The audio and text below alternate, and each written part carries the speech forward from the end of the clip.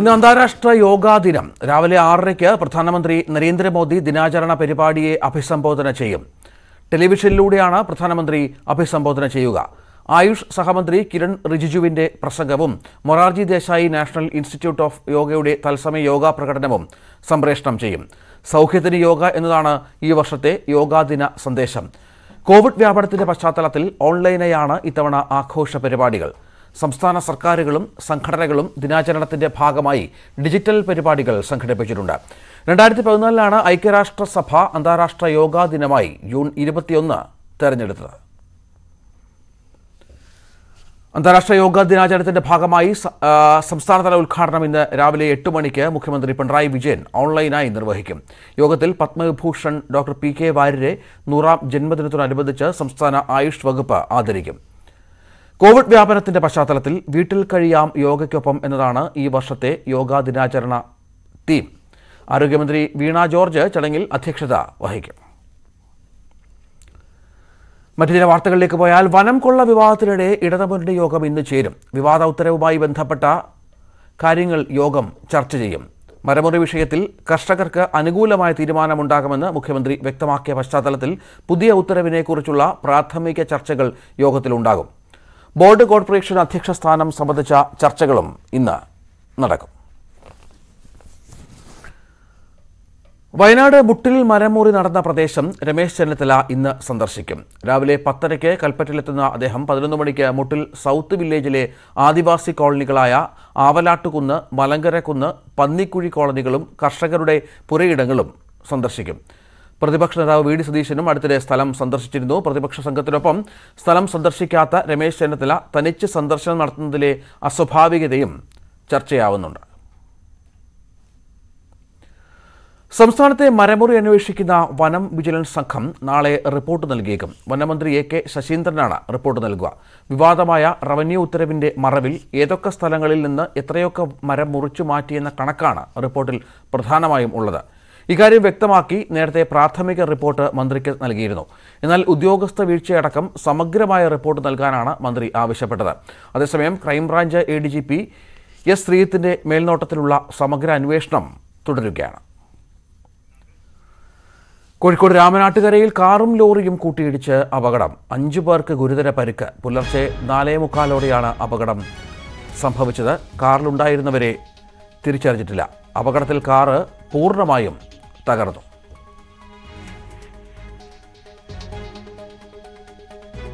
സനോജ് വിവരങ്ങൾ നൽകും. സനോജ്, ഈ അപകടത്തിൽപ്പെട്ടവരെ തിരിച്ചറിഞ്ഞില്ല എന്നാണ് മനസ്സിലാക്കുന്നത്. ഇവരുടെ ആരോഗ്യസ്ഥിതി എങ്ങനെയുണ്ട്? രഞ്ജിത്ത്, ഇന്ന് പുലർച്ചെ 4:15 നാടിനെ നടുക്കിയ അതിദാരുണമായ സംഭവം ഉണ്ടായിട്ടുള്ളത്. ലോറിയും കാറും തമ്മിൽ കൂട്ടിയിടിച്ചുണ്ടായ അപകടത്തിൽ കാറിൽ സഞ്ചരിച്ചിരുന്ന 5 പേരുടെ നില അതീവ ഗുരുതരമാണെന്നാണ് ഇപ്പോൾ പുറത്തുവരുന്ന റിപ്പോർട്ടുകൾ. എന്നാൽ ഇതുമായി ബന്ധപ്പെട്ടുകൊണ്ട് മരണങ്ങൾ സംഭവിച്ചിട്ടുണ്ട് എന്നും അനൌദ്യോഗിക റിപ്പോർട്ടുകളുണ്ട്. എന്നാൽ ഇതിനെ സംബന്ധിച്ച് പോലീസിന്റെ ഭാഗത്ത് വ്യക്തത ഉണ്ടായിട്ടില്ല.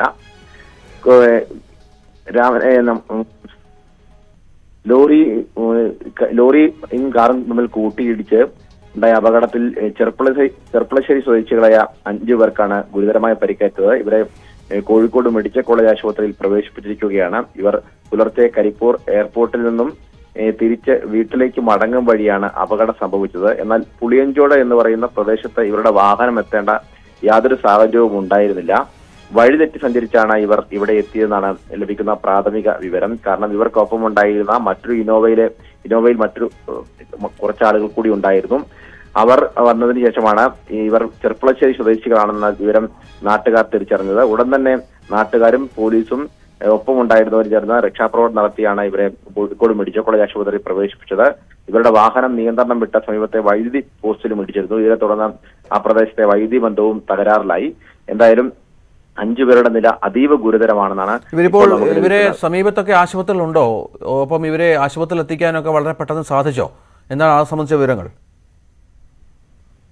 തീർച്ചയായിട്ടും രഞ്ജിത്ത്, പുലർച്ചെ തന്നെ അപകടം സംഭവിക്കുമ്പോൾ ഇലക്ട്രിക് പോസ്റ്റിലിടിച്ച ആ പ്രദേശത്തെ വൈദ്യുതി ബന്ധം തകരാറിലായി. വലിയ ശബ്ദം കേട്ട ഉടനെ തന്നെ നാട്ടുകാരും ഉണർന്നിരുന്നു. അവരും ഒപ്പം ഉണ്ടായിരുന്ന, അതായത് മറ്റൊരു ഇനോവയിൽ ഇവർക്കൊപ്പം സഞ്ചരിക്കുന്ന ഇവരുടെ ബന്ധുക്കളായിട്ടുള്ള ആളുകളുണ്ടായിരുന്നു. അവർ കൂടി ചേർന്നാണ് രക്ഷാപ്രവർത്തനം നടത്തുകയും ഉടൻ തന്നെ പോലീസും ഫയർഫോഴ്സും സ്ഥലത്തെത്തി അവിടെ നിന്നും ഇവരെ കോഴിക്കോട് മെഡിക്കൽ കോളേജ് ആശുപത്രിയിൽ എത്തിച്ചിരിക്കുകയായിരുന്നു. ഇവരുടെ നില അതീവ ഗുരുതരമായി തുടരുകയാണ്.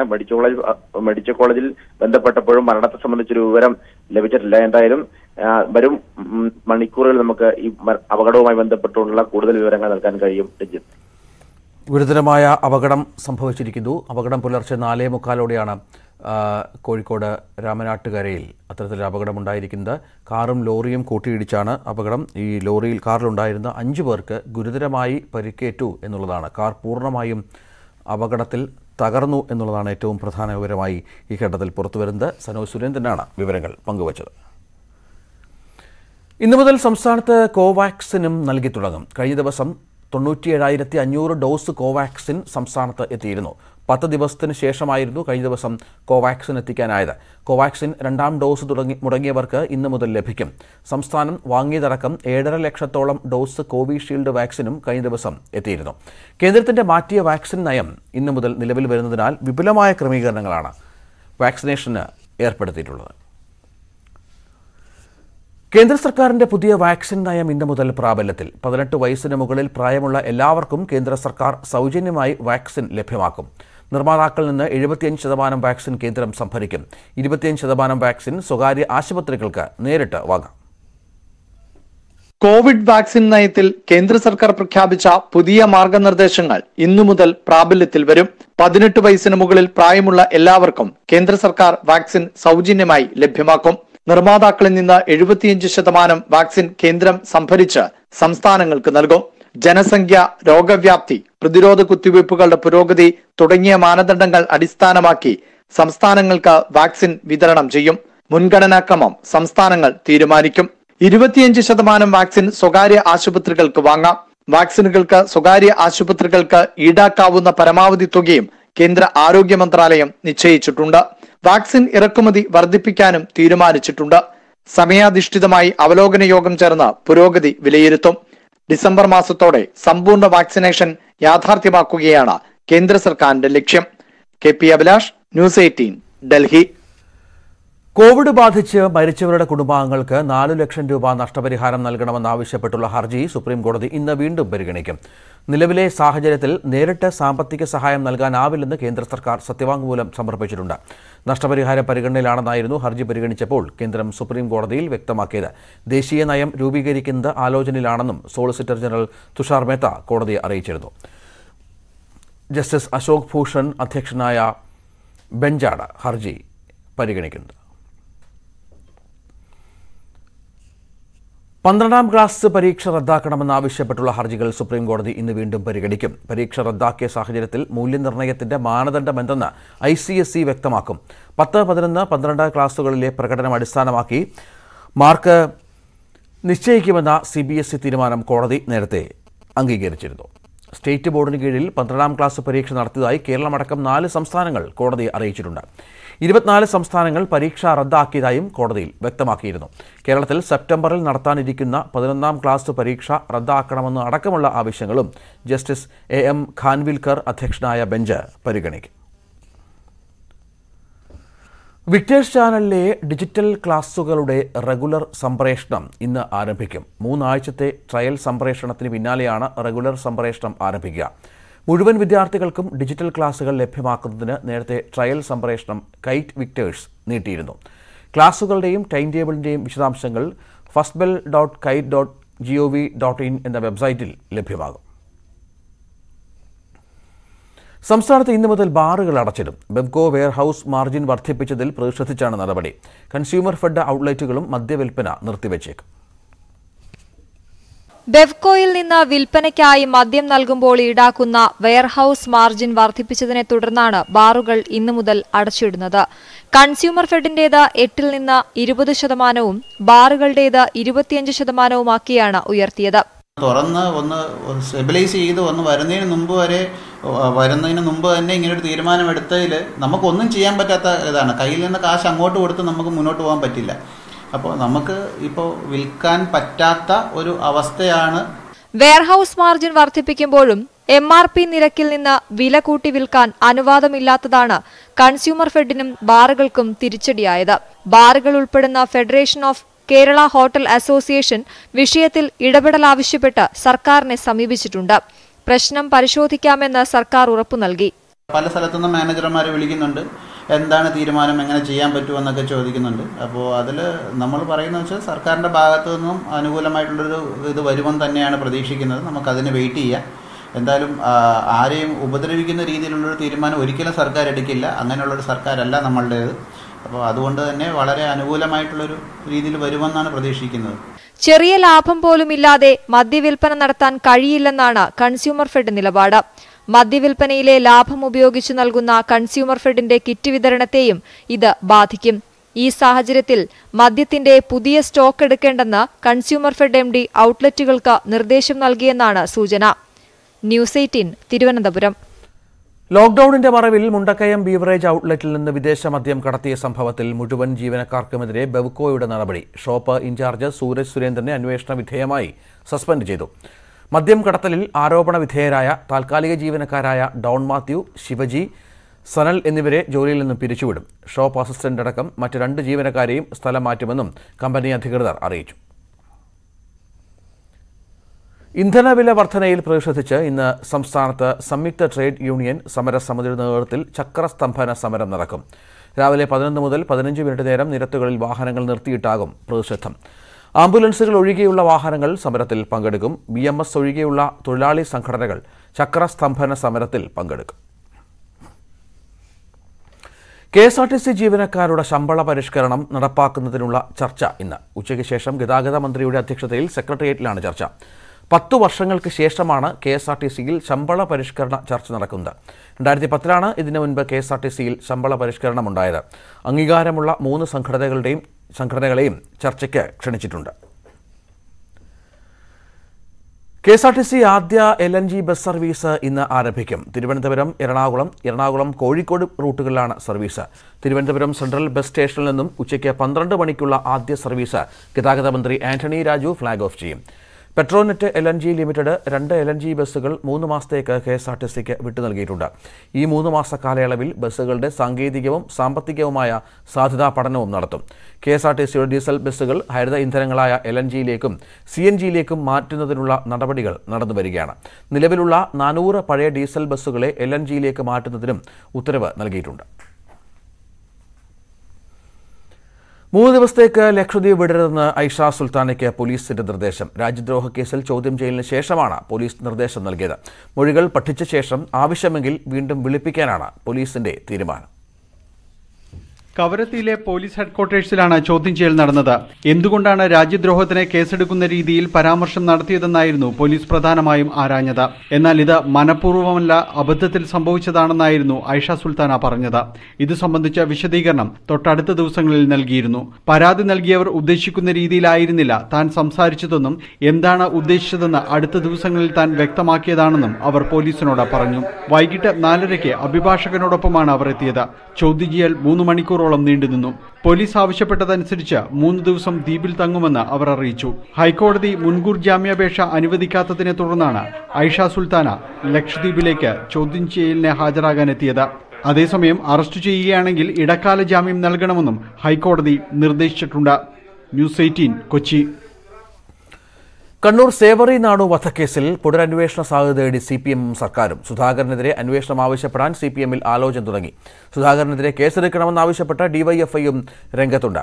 കേസെടുക്കാനാകുമോ എന്ന കാര്യത്തിൽ സർക്കാരും നിയമവിദഗ്ധരുമായി ചർച്ചകൾ തുടങ്ങി.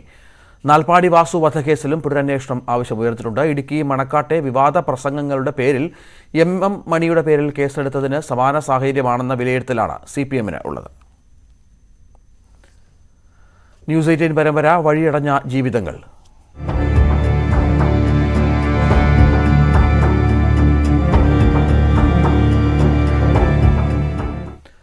ലോക്ഡൌൺ മൂലം പുനലൂർ മേലിലയിലെ അനു എന്ന വീട്ടമ്മയുടെ ജീവിതതാളമാകെ തെറ്റിയിരിക്കുകയാണ്. വൃക്കരോഗത്തിന് ചികിത്സയിലാണ് ഭർത്താവ്. ജന്മനാ കാഴ്ചശക്തിയില്ലാത്ത മകനും വിദ്യാർത്ഥിയായ മകളും അടങ്ങുന്ന കുടുംബത്തിന്റെ വരുമാന മാർഗവും അനു നടത്തിയിരുന്ന ലോട്ടറി കച്ചവടമായിരുന്നു. കൊല്ലം ചെങ്കോട്ട ദേശീയപാതയിൽ കൊട്ടാരക്കരയ്ക്കും പുനലൂരിനുമിടയിൽ ചെങ്ങമനാട്ട് പമ്പിന് സമീപം റോഡരികിലിരുന്നായിരുന്നു അനു ലോട്ടറി വിറ്റിരുന്നത്. മേലില ക്ഷേത്രത്തിന് സമീപമാണ് താമസം. ബികോം ബിരുദധാരിയാണ്. ഭർത്താവ് വിനോദ് കുന്നിക്കോട്ട് ജീപ്പ് ഡ്രൈവറായിരുന്നു. 8 വർഷമായി വൃക്കരോഗത്തിന് ചികിത്സയിലാണ്. 11 വയസ്സുള്ള മകൻ അഭിമന്യുവിന് കാഴ്ചശക്തിയും സംസാരശേഷിയുമില്ല. വിനോദിന്റെ തുച്ഛ വരുമാനത്തിലാണ് വീട്ടുകാര്യങ്ങളും അഭിമന്യുവിന്റെ ചികിത്സയും മുന്നോട്ടു പോയിരുന്നത്. രോഗം കലശലായതോടെ വിനോദിന് ജോലിക്ക് പോകാൻ കഴിയാതായി. ഇതോടെ ജീവിതം മുന്നോട്ട് കൊണ്ടുപോകാൻ അനു ലോട്ടറി വിൽപ്പനയ്ക്കിറങ്ങി. എല്ലാ കാര്യത്തിനും ഞങ്ങൾ വളരെയധികം ബുദ്ധിമുട്ടുന്ന ഒരു സാഹചര്യമാണ്. പിന്നെ അതുകൊണ്ട് കുഞ്ഞിൻ്റെ ട്രീറ്റ്മെൻറ്റ്, അവനെ ഇനിയൊന്ന് സംസാരിപ്പിച്ചെടുക്കാനുള്ള ട്രീറ്റ്മെൻറ്റുകളൊക്കെ ചെയ്യാൻ പറ്റും. പക്ഷെ ഞങ്ങൾക്ക് അവനെ കൊണ്ടുപോകാനും ഞങ്ങൾക്ക് ഒരു ഇതില്ല. അതുപോലെ തന്നെ സാമ്പത്തികവും ഞങ്ങൾക്ക് തീരെ ഇല്ലാത്തതുകൊണ്ട് എല്ലാം മുടങ്ങിക്കിടക്കുന്ന ഒരു അവസ്ഥയിലാണ് ഇപ്പം ഞങ്ങളുടെ ജീവിതം മുമ്പോട്ട് പോയിക്കൊണ്ടിരിക്കുന്നത്. അഭിമന്യുവിന്റെ ചികിത്സ ഫലം കണ്ടു തുടങ്ങിയ സമയത്താണ് വിനോദ് കിടപ്പിലായത്. ഇതോടെ ചികിത്സ മുടങ്ങി. ഒരു ശസ്ത്രക്രിയ കൂടി നടത്താൻ ബാക്കിയുണ്ട്. 2 പേരുടെയും മരുന്നിന് മാത്രം മാസം 4000-ഓളം രൂപ വേണം. വിനോദിന് ആഴ്ചയിൽ 3 ഡയാലിസിസ് ചെയ്യണം. മകളുടെ പഠനവും പണമില്ലാതെ പ്രതിസന്ധിയിലാണ്. ലോട്ടറി വിൽപ്പനയിലെ വരുമാനം കൂടി നിലച്ചതോടെ കുടുംബകാര്യങ്ങളും ഭർത്താവിന്റെയും മകന്റെയും ചികിത്സയും എങ്ങനെ മുന്നോട്ട് കൊണ്ടുപോകുമെന്നറിയാത്ത അവസ്ഥയിലാണ് അനു. പരിചയക്കാരുടെയും ബന്ധുക്കളുടെയും കനിവിലാണ് ഇവരുടെ ജീവിതം ഇപ്പോൾ. സുമനസ്സുകളുടെ സഹായം കാത്തിരിക്കുകയാണ് ഇവർ. ന്യൂസ് 18 പുനലൂർ. രാജ്യത്ത് എല്ലാവരും വാക്സിൻ എടുത്ത് കോവിഡിനെ പ്രതിരോധിക്കാൻ സജ്ജരാണെന്ന് ഉറപ്പാക്കാൻ നെറ്റ്വർക്ക് 18 പ്രതിജ്ഞാബദ്ധമാണ്. അതിനായുള്ള ബോധവൽക്കരണമാണ് ഫെഡറൽ ബാങ്കുമായി ചേർന്ന് നടത്തുന്ന Sanjeevani campaign. Health expert Apollo 24/7 ഈ ദൗത്യത്തിൽ പങ്കാളിയാകുന്നു. കൂടുതൽ വിവരങ്ങൾക്ക് moneycontrol.com/sanjeevani എന്ന വെബ്സൈറ്റ് സന്ദർശിക്കാം. മുട്ടിൽ മരമുറി കേസ് പ്രതിയും മാംഗോ ഫോൺ ഉടമകൾ ഒരാളുമായ ആന്റോ അഗസ്റ്റിൻ വണ്ടിച്ചെക്ക് നൽകി കബളിപ്പിച്ചതായി പരാതി. മാംഗോ ഫോണിനു വേണ്ടി പരസ്യ ബോർഡുകൾ നിർമ്മിച്ച കോഴിക്കോട്ടെ എക്കോ സൈൻ എന്ന സ്ഥാപനത്തിന്റെ ഉടമകളാണ് പരാതിക്കാർ. കോടതി വാറണ്ട് പുറപ്പെടുവിച്ചിട്ടും പോലീസ് നടപടിയെടുക്കുന്നില്ലെന്നും ഇവർ ആരോപിച്ചു. മാംഗോ ഫോണിന് വേണ്ടി 2018 മെയ് മാസത്തിലാണ് കോഴിക്കോട് കോട്ടപ്പറമ്പിലെ എക്കോസൈൻ 6 ലക്ഷത്തോളം രൂപയുടെ പരസ്യ ബോർഡുകൾ തയ്യാറാക്കി നൽകിയത്. പ്രതിഫല തുകയിൽ ബാക്കിയുണ്ടായിരുന്ന 2,63,146 രൂപ 4 മാസമായിട്ടും മാംഗോ ഉടമകൾ നൽകിയില്ല. മാംഗോ മാനേജിംഗ് ഡയറക്ടറായിരുന്ന സജിത്തിന്റെ പേരിൽ നൽകിയ 2 ലക്ഷത്തിന്റെ ചെക്ക് മടങ്ങുകയും ചെയ്തു. അതേക്കുറിച്ച് ചോദിച്ചപ്പോൾ ഭീഷണിപ്പെടുത്തിയെന്നും ആരോപണമുണ്ട്. തുടർന്ന് എക്കോസൈനിലെ MM ശരത്തും പങ്കാളികളും കോഴിക്കോട് മുൻസിഫ് മജിസ്ട്രേറ്റ് കോടതിയെ സമീപിക്കുകയായിരുന്നു. മാംഗോ ഉടമയും മുട്ടിൽ മരമുറി കേസിലെ പ്രതിയുമായ ആന്റോ അഗസ്റ്റിൻ, സജിത്ത് എന്നിവർക്കെതിരെ കോടതി അറസ്റ്റ് വാറണ്ട് പുറപ്പെടുവിച്ചു. എന്നാൽ ഇതുവരെയും പ്രതികളെ അറസ്റ്റ് ചെയ്യാൻ പോലീസ് തയ്യാറായില്ലെന്നാണ് പരാതി. ബാങ്കിലേക്ക് ട്രാൻസ്ഫർ ചെയ്ത് തന്നിട്ടുള്ള സ്ലിപ്പൊക്കെ തന്നു. അങ്ങനെ അത് ഫ്രോഡായിരുന്നു. ബാങ്കിൽ ക്യാഷൊന്നുമില്ല. അങ്ങനെയാണ് ഞങ്ങൾ കേസ് കൊടുക്കുന്നത്. കേസ് കൊടുത്തിട്ട് കിട്ടുമെന്ന് വിചാരിച്ചു. ഇതുവരെ ഒരു ഇതുമില്ല. എക്കോസൈൻ ഉടമകൾക്ക് പണം നൽകാനുള്ള കാര്യം ശരിയാണെന്നും എന്നാൽ താനല്ല ചെക്കിൽ ഒപ്പിട്ടതെന്നും വ്യവസായ വകുപ്പിലെ ജീവനക്കാരനായ സജിത്ത് പറയുന്നു. ഫോൺ മാനേജിംഗ് ഡയറക്ടർ ആയിരുന്നില്ല. അവിടെ പ്രവർത്തിച്ചിട്ടുണ്ടെങ്കിലും ഇപ്പോൾ കമ്പനിയുമായി യാതൊരു ബന്ധവുമില്ലെന്നും സജിത്ത് പറഞ്ഞു. ചെക്ക് തെറ്റിദ്ധരിപ്പിച്ച് കൊടുത്തതായിരിക്കാം, അതെനിക്കറിയില്ല. ഞാൻ ആ ചെക്ക് കണ്ടിട്ടില്ല.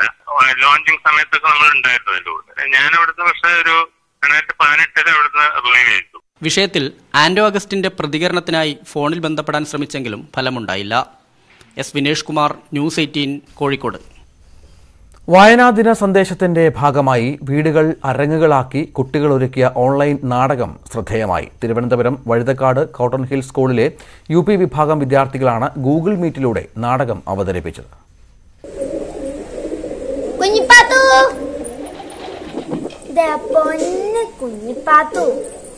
അയലോക്കത്തെ പിള്ളേരുമായി കൂട്ടുകൂടരുത്. ഇത് ആനമക്കാരിന്റെ പുന്നാര മോളാ. സ്കൂൾ തുറന്നില്ലെങ്കിലും ഓൺലൈൻ വഴിയുള്ള കലാപ്രവർത്തനങ്ങളുടെ മാതൃകയാവുകയാണ് ഒരു സംഘം വിദ്യാർത്ഥികൾ. വൈക്കം മുഹമ്മദ് ബഷീറിന്റെ നുപ്പപ്പാക്ക് ഒരു ആനയുണ്ടാർന്നു എന്ന ലഘുനോവലിന്റെ ദൃശ്യാവിഷ്കാരമാണ് ഗൂഗിൾ മീറ്റിലൂടെ വിദ്യാർത്ഥികൾ അവതരിപ്പിച്ചത്.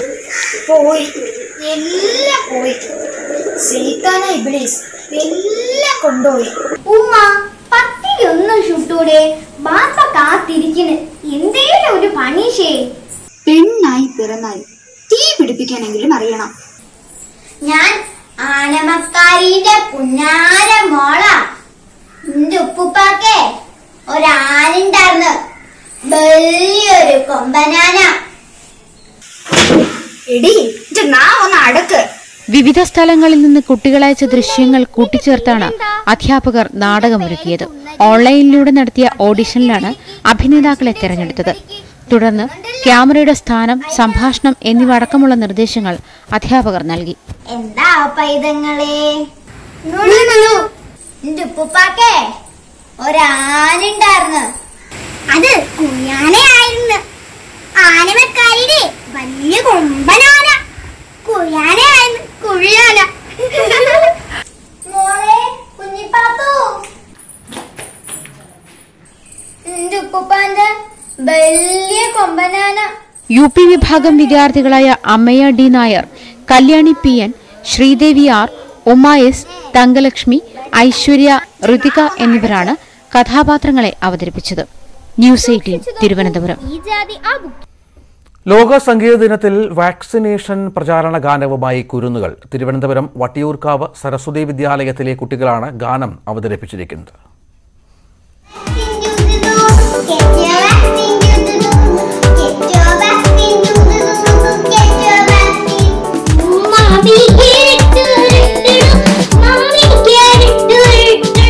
വാക്സിനേഷനിലൂടെ സ്വയം സുരക്ഷിതരാകാനും സമൂഹത്തെ സുരക്ഷിതരാക്കാനും സാധിക്കുമെന്ന സന്ദേശമാണ് വട്ടിയൂർക്കാവ് സരസ്വതി വിദ്യാലയത്തിലെ കുട്ടികൾ പകർന്നു നൽകുന്നത്.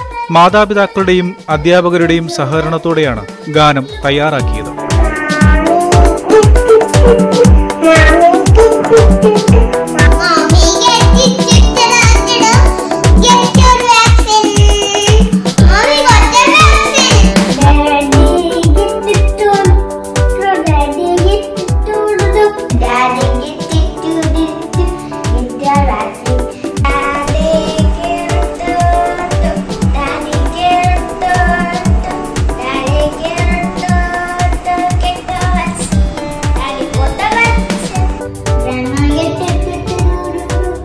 ഓൺലൈൻ ക്ലാസ്സിൽ വിദ്യാർത്ഥികൾ ഉന്നയിച്ച ആശയത്തെ തുടർന്നാണ് വാക്സിനേഷന്റെ പ്രാധാന്യം പാട്ടിലൂടെ അവതരിപ്പിക്കാമെന്ന തീരുമാനത്തിലെത്തിയത്.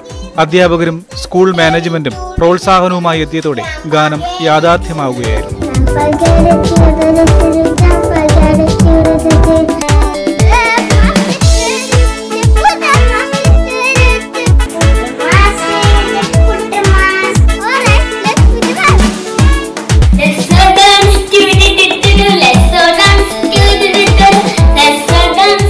ന്യൂസ് 18 തിരുവനന്തപുരം. കോഴിക്കോട് രാമനാട്ടുകരയിൽ കാറും ലോറിയും കൂട്ടിയിടിച്ച് 5 മരണം. രാമനാട്ടുകരയ്ക്കടുത്ത് പുളിയഞ്ചോട് പുലർച്ചെ 4:45 അപകടമുണ്ടായത്. ചെർപ്പുളശ്ശേരി സ്വദേശികൾ സഞ്ചരിച്ച വാഹനമാണ് അപകടത്തിൽപ്പെട്ടത്.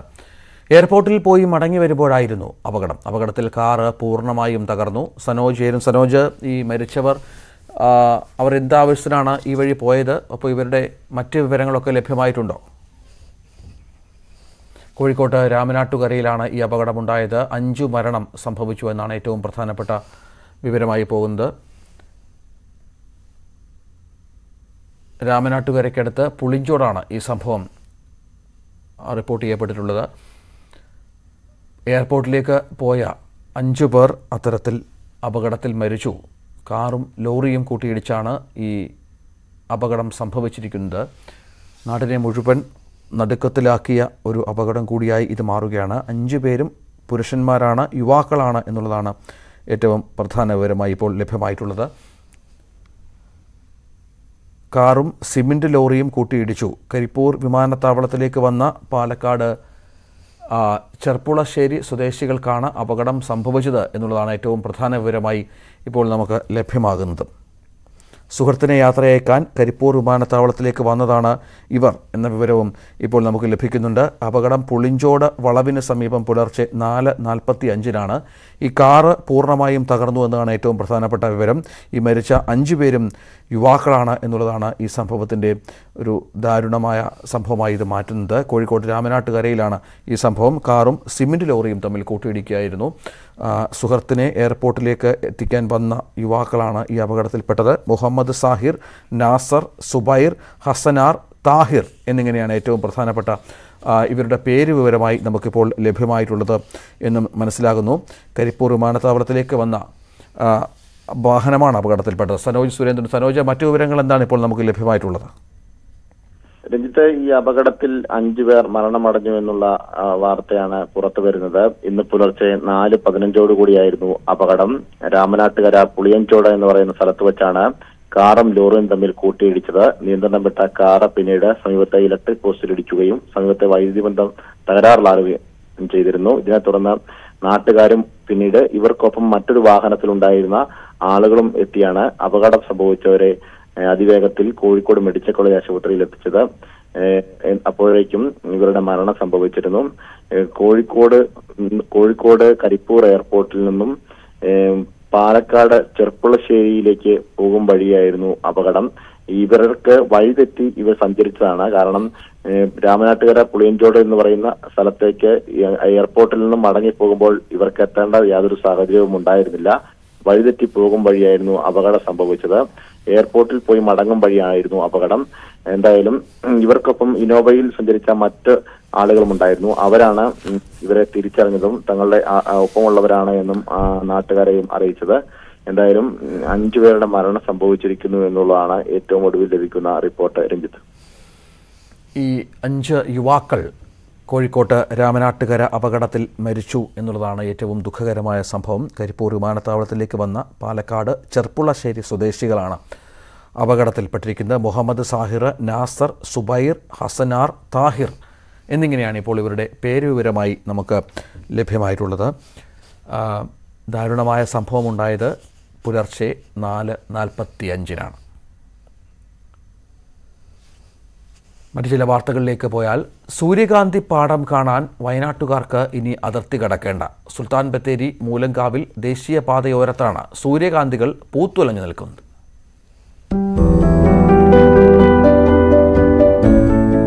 സുൽത്താൻ ബത്തേരി മൈസൂർ ദേശീയപാതയോരത്തെ മൂലങ്കാവിലാണ് മനോഹര കാഴ്ചയൊരുക്കുന്ന സൂര്യകാന്തി പാടം.